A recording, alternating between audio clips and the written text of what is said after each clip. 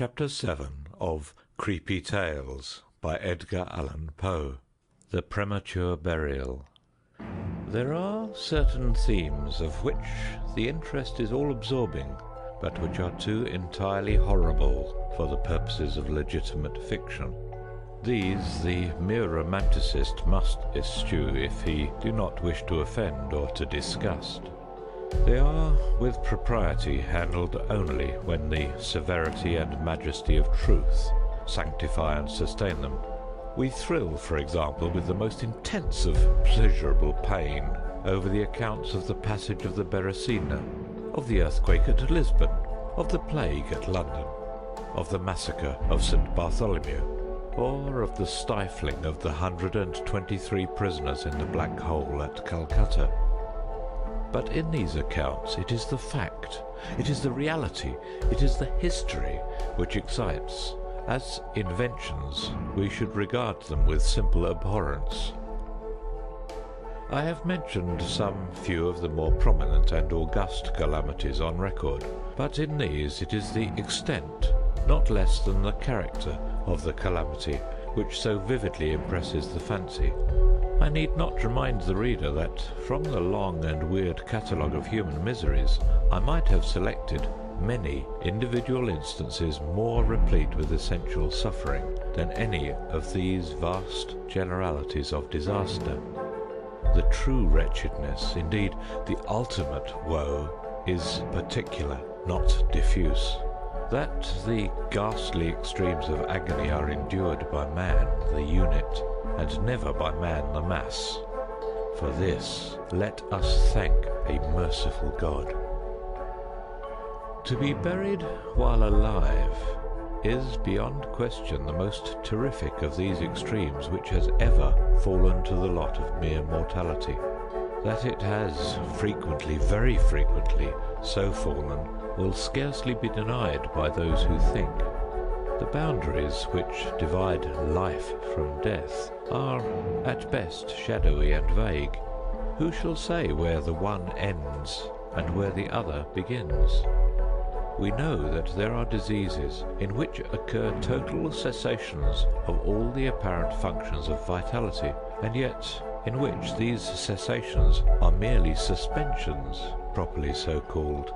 They are only temporary pauses in the incomprehensible mechanism. A certain period elapses, and some unseen, mysterious principle again sets in motion the magic pinions and the wizard wheels. The silver cord was not for ever loosed, nor the golden bowl irreparably broken. But where, meantime, was the soul?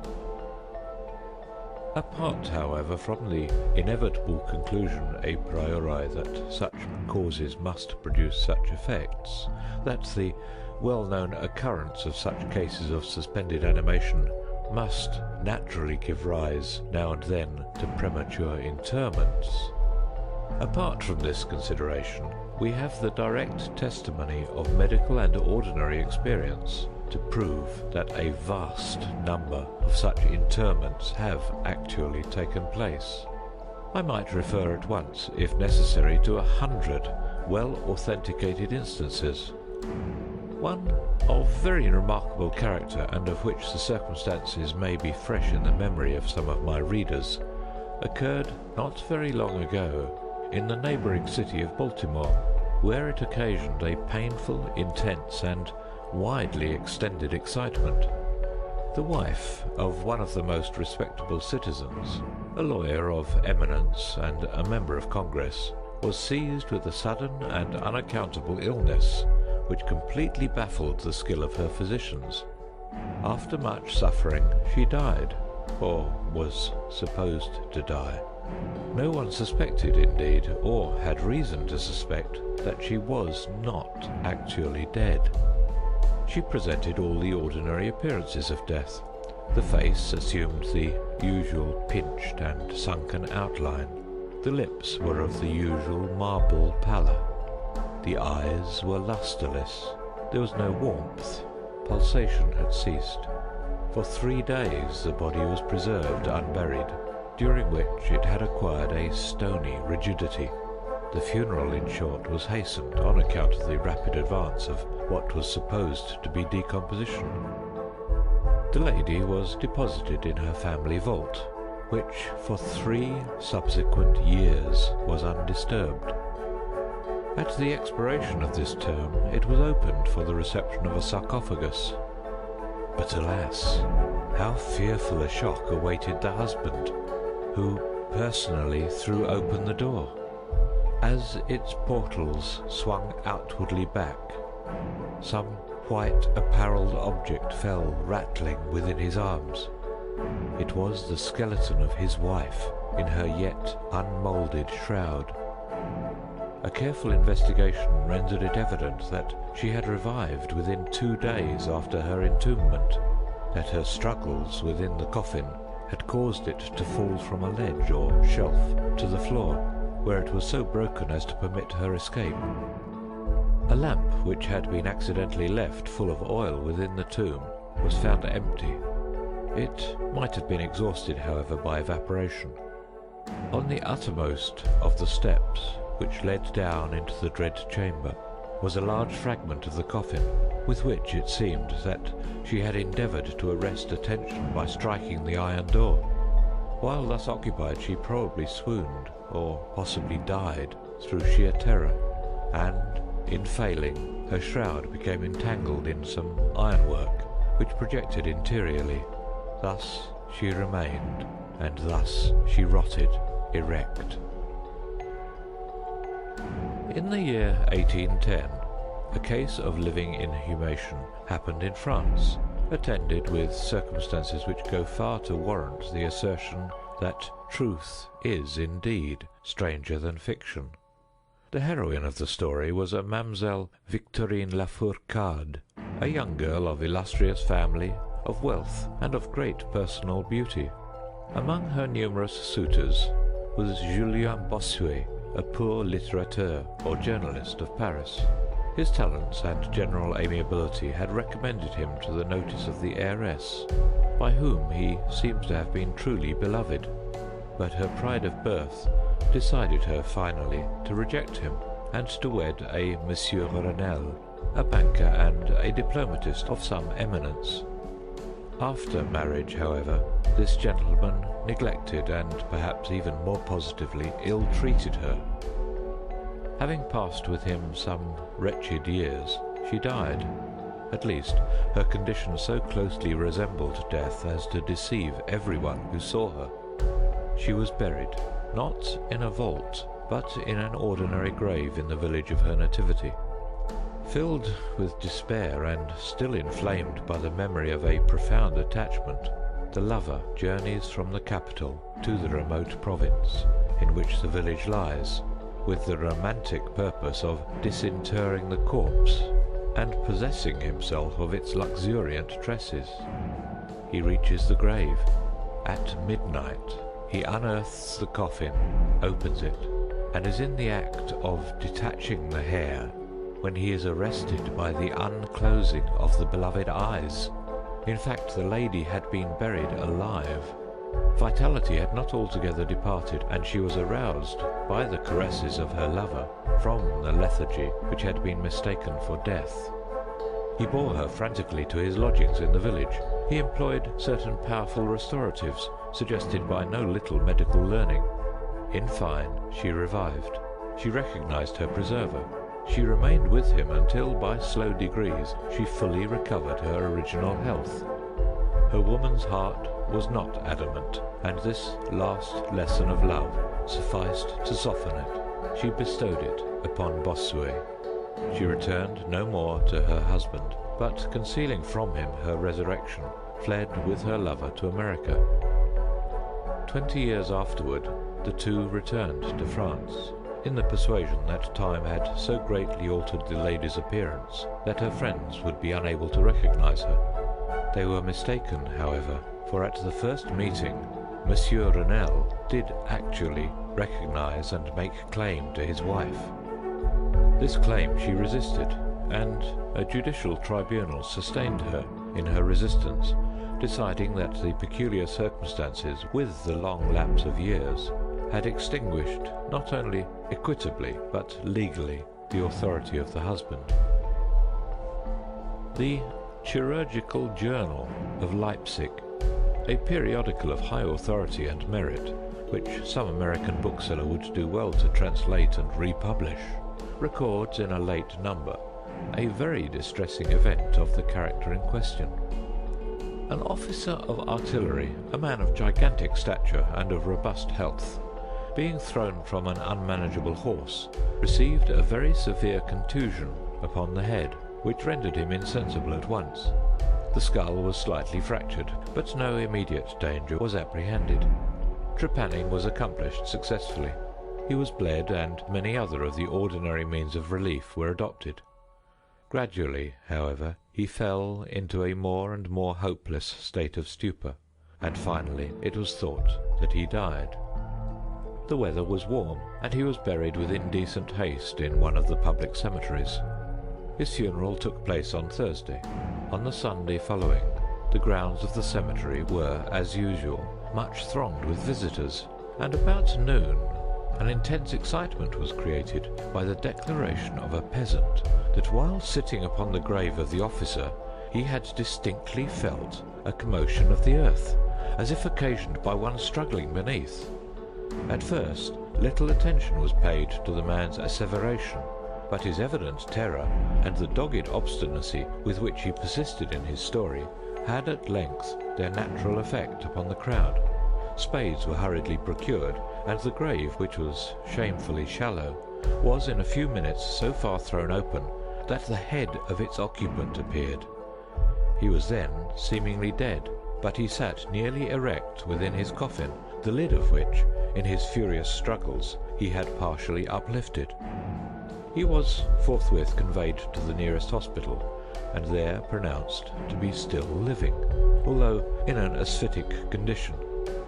After some hours he revived, recognized individuals of his acquaintance, and in broken sentences spoke of his agonies in the grave. From what he related, it was clear that he must have been conscious of life for more than an hour, while inhumed, before lapsing into insensibility. The grave was carelessly and loosely filled with an exceedingly porous soil, and thus some air was necessarily admitted. He heard the footsteps of the crowd overhead, and endeavoured to make himself heard in turn. It was the tumult within the grounds of the cemetery, he said, which appeared to awaken him from a deep sleep, but no sooner was he awake than he became fully aware of the awful horrors of his position. This patient, it is recorded, was doing well and seemed to be in a fair way of ultimate recovery, but fell a victim to the quackeries of medical experiment. The galvanic battery was applied, and he suddenly expired in one of those ecstatic paroxysms which occasionally it superinduces. The mention of the galvanic battery, nevertheless, recalls to my memory a well-known and very extraordinary case in point, where its action proved the means of restoring to animation a young attorney of London, who had been interred for 2 days. This occurred in 1831, and created at the time a very profound sensation wherever it was made the subject of converse. The patient, Mr. Edward Stapleton, had died, apparently of typhus fever, accompanied with some anomalous symptoms which had excited the curiosity of his medical attendants. Upon his seeming decease, his friends were requested to sanction a post-mortem examination, but declined to permit it. As often happens when such refusals are made, the practitioners resolved to disinter the body and dissect it at leisure, in private. Arrangements were easily effected with some of the numerous corps of body snatchers with which London abounds, and upon the 3rd night after the funeral, the supposed corpse was unearthed from a grave 8 feet deep and deposited in the opening chamber of one of the private hospitals. An incision of some extent had actually been made in the abdomen when the fresh and undecayed appearance of the subject suggested an application of the battery. One experiment succeeded another, and the customary effects supervened, with nothing to characterize them in any respect except upon one or two occasions, a more than ordinary degree of lifelikeness in the convulsive action. It grew late. The day was about to dawn, and it was thought expedient at length to proceed at once to the dissection. A student, however, was especially desirous of testing a theory of his own, and insisted upon applying the battery to one of the pectoral muscles. A rough gash was made, and a wire hastily brought in contact, when the patient, with a hurried but quite unconvulsive movement, arose from the table, stepped into the middle of the floor, gazed about him uneasily for a few seconds, and then spoke. What he said was unintelligible, but words were uttered. The syllabification was distinct. Having spoken, he fell heavily to the floor. For some moments all were paralyzed with awe, but the urgency of the case soon restored them their presence of mind. It was seen that Mr. Stapleton was alive, although in a swoon. Upon exhibition of ether, he revived, and was rapidly restored to health and to the society of his friends, from whom, however, all knowledge of his resuscitation was withheld, until a relapse was no longer to be apprehended. Their wonder, their rapturous astonishment may be conceived. The most thrilling peculiarity of this incident, nevertheless, is involved in what Mr. S. himself asserts. He declares that at no period was he altogether insensible, that dully and confusedly he was aware of everything which happened to him, from the moment in which he was pronounced dead by his physicians to that in which he fell swooning to the floor of the hospital. "I am alive," were the uncomprehended words which, upon recognizing the locality of the dissecting room, he had endeavoured, in his extremity, to utter. It were an easy matter to multiply such histories as these, but I forbear, for indeed we have no need of such to establish the fact that premature interments occur. When we reflect how very rarely, from the nature of the case, we have it in our power to detect them, we must admit that they may frequently occur without our cognizance. Scarcely, in truth, is a graveyard ever encroached upon for any purpose, to any great extent, that skeletons are not found in postures which suggest the most fearful of suspicions. Fearful indeed the suspicion, but more fearful the doom. It may be asserted, without hesitation, that no event is so terribly well adapted to inspire the supremeness of bodily and of mental distress, as is burial before death. The unendurable oppression of the lungs, the stifling fumes from the damp earth, the clinging to the death garments, the rigid embrace of the narrow house, the blackness of the absolute night, the silence, like a sea that overwhelms, the unseen but palpable presence of the conqueror worm. These things, with the thoughts of the air and grass above, with memory of dear friends who would fly to save us if but informed of our fate, and with consciousness that of this fate they can never be informed, that our hopeless portion is that of the really dead.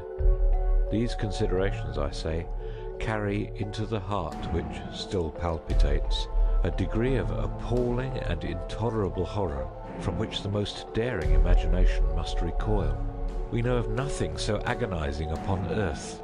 We can dream of nothing half so hideous in the realms of the nethermost hell, and thus all narratives upon this topic have an interest profound, an interest nevertheless which, through the sacred awe of the topic itself, very properly and very peculiarly depends upon our conviction of the truth of the matter narrated. What I have now to tell is of my own actual knowledge, of my own positive and personal experience. For several years I had been subject to attacks of the singular disorder which physicians have agreed to term catalepsy, in default of a more definitive title. Although both the immediate and the predisposing causes, and even the actual diagnosis of this disease, are still mysterious, its obvious and apparent character is sufficiently well understood. Its variations seem to be chiefly of degree. Sometimes the patient lies for a day only, or even for a shorter period, in a species of exaggerated lethargy. He is senseless and externally motionless, but the pulsation of the heart is still faintly perceptible. Some traces of warmth remain, a slight colour lingers within the centre of the cheek, and upon application of a mirror to the lips, we can detect a torpid, unequal and vacillating action of the lungs. Then again, the duration of the trance is for weeks, even for months, while the closest scrutiny and the most rigorous medical tests fail to establish any material distinction between the state of the sufferer and what we conceive of absolute death. Very usually he is saved from premature interment solely by the knowledge of his friends that he has been previously subject to catalepsy, by the consequent suspicion excited, and above all by the non-appearance of decay. The advances of the malady are luckily gradual. The first manifestations, although marked, are unequivocal. The fits grow successively more and more distinctive, and endure each for a longer term than the preceding. In this lies the principal security from inhumation. The unfortunate, whose first attack should be of the extreme character which is occasionally seen, would almost inevitably be consigned alive to the tomb. My own case differed in no important particular from those mentioned in medical books. Sometimes, without any apparent cause, I sank little by little into a condition of hemi-syncope or half-swoon, and in this condition, without pain, without ability to stir, or, strictly speaking, to think, but with a dull, lethargic consciousness of life and of the presence of those who surrounded my bed, I remained, until the crisis of the disease restored me suddenly to perfect sensation. At other times I was quickly and impetuously smitten. I grew sick and numb and chilly and dizzy, and so fell prostrate at once. Then, for weeks, all was void and black and silent, and nothing became the universe. Total annihilation could be no more. From these latter attacks I awoke, however, with a gradation slow in proportion to the suddenness of the seizure, just as the day dawns to the friendless and houseless beggar who roams the streets throughout the long, desolate winter night. Just so tardily, just so wearily, just so cheerily came back the light of the soul to me. Apart from the tendency to trance, however, my general health appeared to be good, nor could I perceive that it was at all affected by the one prevalent malady, unless indeed an idiosyncrasy in my ordinary sleep may be looked upon as superinduced. Upon awaking from slumber, I could never gain at once thorough possession of my senses, and always remained for many minutes in much bewilderment and perplexity, the mental faculties in general, but the memory in especial, being in a condition of absolute abeyance. In all that I endured there was no physical suffering, but of moral distress and infinitude. My fancy grew charnel. I talked of worms, of tombs and epitaphs. I was lost in reveries of death, and the idea of premature burial held continual possession of my brain. The ghastly danger to which I was subjected haunted me day and night. In the former, the torture of meditation was excessive, in the latter, supreme. When the grim darkness overspread the earth, then, with every horror of thought, I shook as the quivering plumes upon the hearse. When nature could endure wakefulness no longer, it was with a struggle that I consented to sleep, for I shuddered to reflect that upon waking I might find myself the tenant of a grave, and when finally I sank into slumber, it was only to rush at once into a world of phantasms, above which, with vast, sable, overshadowing wing, hovered, predominant, the one sepulchral idea. From the innumerable images of gloom which thus oppressed me in dreams, I select for record but a solitary vision. Methought I was immersed in a cataleptic trance of more than usual duration and profundity. Suddenly there came an icy hand upon my forehead, and an impatient, gibbering voice whispered the word "Arise!" within my ear. I sat erect. The darkness was total. I could not see the figure of him who had aroused me. I could call to mind neither the period at which I had fallen into the trance, nor the locality in which I then lay. While I remained motionless and busied in endeavours to collect my thought, the cold hand grasped me fiercely by the wrist, shaking it petulantly, while the gibbering voice said again, "Arise! Did I not bid thee arise?" "And who," I demanded, "art thou?" "I have no name in the regions which I inhabit," replied the voice, mournfully. "I was mortal, but am fiend. I was merciless, but am pitiful. Thou dost feel that I shudder. My teeth chatter as I speak, yet it is not with the chilliness of the night without end, but this hideousness is insufferable. How canst thou tranquilly sleep? I cannot rest for the cry of these great agonies. These sights are more than I can bear. Get thee up, come with me into the outer night, and let me unfold to thee the graves. Is this not a spectacle of woe? Behold!"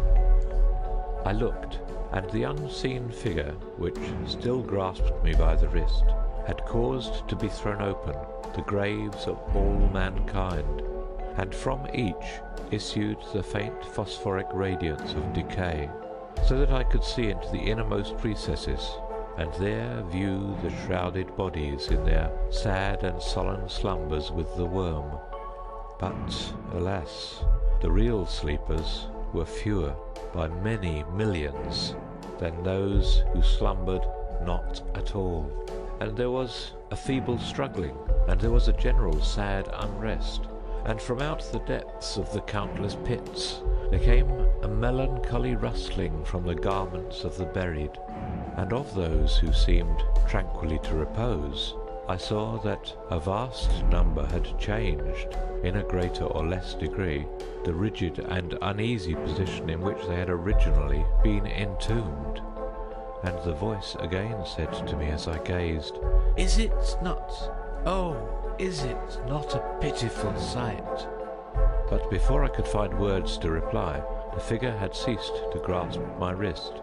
The phosphoric lights expired, and the graves were closed with a sudden violence, while from out them arose a tumult of despairing cries, saying again, "Is it not? O God, is it not a very pitiful sight?" Fantasies such as these, presenting themselves at night, extended their terrific influence far into my waking hours. My nerves became thoroughly unstrung, and I fell a prey to perpetual horror. I hesitated to ride, or to walk, or to indulge in any exercise that would carry me from home. In fact, I no longer dared trust myself out of the immediate presence of those who were aware of my proneness to catalepsy, lest, falling into one of my usual fits, I should be buried before my real condition could be ascertained. I doubted the care, the fidelity of my dearest friends. I dreaded that in some trance of more than customary duration they might be prevailed upon to regard me as irrecoverable. I even went so far as to fear that, as I occasioned much trouble, they might be glad to consider any very protracted attack as sufficient excuse for getting rid of me altogether. It was in vain they endeavoured to reassure me by the most solemn promises. I exacted the most sacred oaths that under no circumstances they would bury me until decomposition had so materially advanced as to render farther preservation impossible. And even then my mortal terrors would listen to no reason, would accept no consolation. I entered into a series of elaborate precautions. Among other things, I had the family vault so remodelled as to admit of being readily opened from within. The slightest pressure upon a long lever that extended far into the tomb would cause the iron portal to fly back. There were arrangements also for the free admission of air and light, and convenient receptacles for food and water, within immediate reach of the coffin intended for my reception. This coffin was warmly and softly padded, and was provided with a lid fashioned upon the principle of the vault door, with the addition of springs so contrived that the feeblest movement of the body would be sufficient to set it at liberty. Beside all this, there was suspended from the roof of the tomb a large bell, the rope of which, it was designed, should extend through a hole in the coffin, and so be fastened to one of the hands of the corpse. But, alas, what avails the vigilance against the destiny of man? Not even these well-contrived securities sufficed to save from the uttermost agonies of living inhumation a wretch to these agonies foredoomed. There arrived an epoch, as often before there had arrived, in which I found myself emerging from total unconsciousness into the first feeble and indefinite sense of existence. Slowly, with a tortoise gradation, approached the faint grey dawn of the cycle day, a torpid uneasiness, an apathetic endurance of dull pain, no care, no hope, no effort. Then, after a long interval, a ringing in the ears. Then, after a lapse still longer, a prickling or tingling sensation in the extremities. Then a seemingly eternal period of pleasurable quiescence, during which the awakening feelings are struggling into thought. Then a brief re-sinking into nonentity. Then a sudden recovery. At length, the slight quivering of an eyelid, and immediately thereon, an electric shock of a terror, deadly and indefinite, which sends the blood in torrents from the temples to the heart. And now the first positive effort to think, and now the first endeavour to remember, and now a partial and evanescent success, and now the memory has so far regained its dominion that in some measure I am cognizant of my state. I feel that I am not awaking from ordinary sleep. I recollect that I have been subject to catalepsy, and now at last, as if by the rush of an ocean, my shuddering spirit is overwhelmed by the one grim danger, by the one spectral and ever-prevalent idea. For some minutes after this fancy possessed me, I remained without motion. And why? I could not summon courage to move. I dared not make the effort which was to satisfy me of my fate. And yet there was something at my heart which whispered me it was sure. Despair, such as no other species of wretchedness ever calls into being, despair alone urged me, after long irresolution, to uplift the heavy lids of my eyes. I uplifted them. It was dark, all dark. I knew that the fit was over. I knew that the crisis of my disorder had long passed. I knew that I had now fully recovered the use of my visual faculties, and yet it was dark, all dark. The intense and utter raylessness of the night that endureth for evermore. I endeavoured to shriek, and my lips and my parched tongue moved convulsively together in the attempt, but no voice issued from the cavernous lungs, which, oppressed as if by the weight of some incumbent mountain, gasped and palpitated with the heart at every elaborate and struggling inspiration. The movement of the jaws, in this effort to cry aloud, showed me that they were bound up, as is usual with the dead. I felt too that I lay upon some hard substance, and by something similar my sides were also closely compressed. So far I had not ventured to stir any of my limbs, but now I violently threw up my arms, which had been lying at length with the wrists crossed. They struck a solid wooden substance, which extended above my person at an elevation of not more than 6 inches from my face. I could no longer doubt that I reposed within a coffin at last. And now, amid all my infinite miseries, came sweetly the cherub hope, for I thought of my precautions. I writhed and made spasmodic exertions to force open the lid. It would not move. I felt my wrists for the bell rope. It was not to be found. and now the comforter fled for ever, and a still sterner despair reigned triumphant, for I could not help perceiving the absence of the paddings which I had so carefully prepared. And then, too, there came suddenly to my nostrils the strong, peculiar odour of moist earth. The conclusion was irresistible. I was not within the vault. I had fallen into a trance while absent from home, while among strangers, when or how I could not remember, and it was they who had buried me as a dog, nailed up in some common coffin, and thrust deep, deep, and forever into some ordinary and nameless grave. As this awful conviction forced itself thus into the innermost chambers of my soul, I once again struggled to cry aloud, and in this second endeavour I succeeded. A long, wild, and continuous shriek or yell of agony resounded through the realms of the subterranean night. "Hello, hello there," said a gruff voice in reply. "What the devil's the matter now?" said a second. "Get out of that," said a third. "What do you mean by yowling in that here kind of style, like a cattymount?" said a fourth, and hereupon I was seized and shaken without ceremony for several minutes by a junto of very rough-looking individuals. They did not arouse me from my slumber, for I was wide awake when I screamed, but they restored me to the full possession of my memory. This adventure occurred near Richmond in Virginia. Accompanied by a friend, I had proceeded upon a gunning expedition some miles down by the banks of the James River. Night approached, and we were overtaken by a storm. The cabin of a small sloop lying at anchor in the stream and laden with garden mould afforded us the only available shelter. We made the best of it and passed the night on board. I slept in one of the only two berths in the vessel, and the berths of a sloop of 60 or 20 tons need scarcely be described. That which I occupied had no bedding of any kind. Its extreme width was 18 inches. The distance of its bottom from the deck overhead was precisely the same. I found it a matter of exceeding difficulty to squeeze myself in.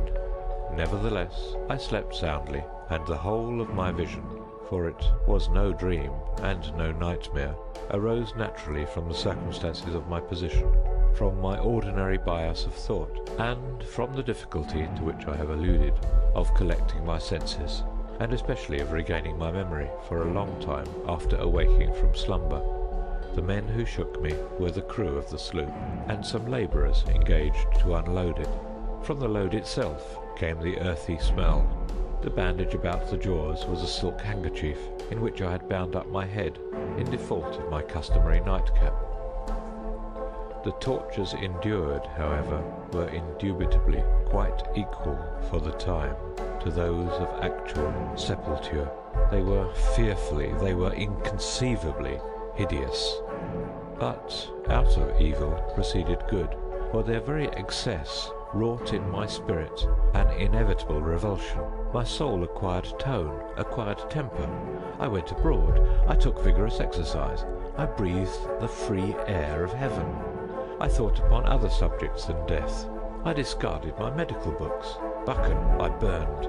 I read no night thoughts, no fustian about churchyards, no bugaboo tales such as this. In short, I became a new man, and lived a man's life. From that memorable night I dismissed forever my charnel apprehensions, and with them vanished the cataleptic disorder, of which, perhaps, they had been less the consequence than the cause. There are moments when, even to the sober eye of reason, the world of our sad humanity may assume the semblance of a hell, but the imagination of man is no Carathis to explore with impunity its every cavern. Alas, the grim legion of sepulchral terrors cannot be regarded as altogether fanciful, but like the demons in whose company Afrasiab made his journey down the Oxus, they must sleep, or they will devour us. They must be suffered to slumber, or we perish. End of The Premature Burial.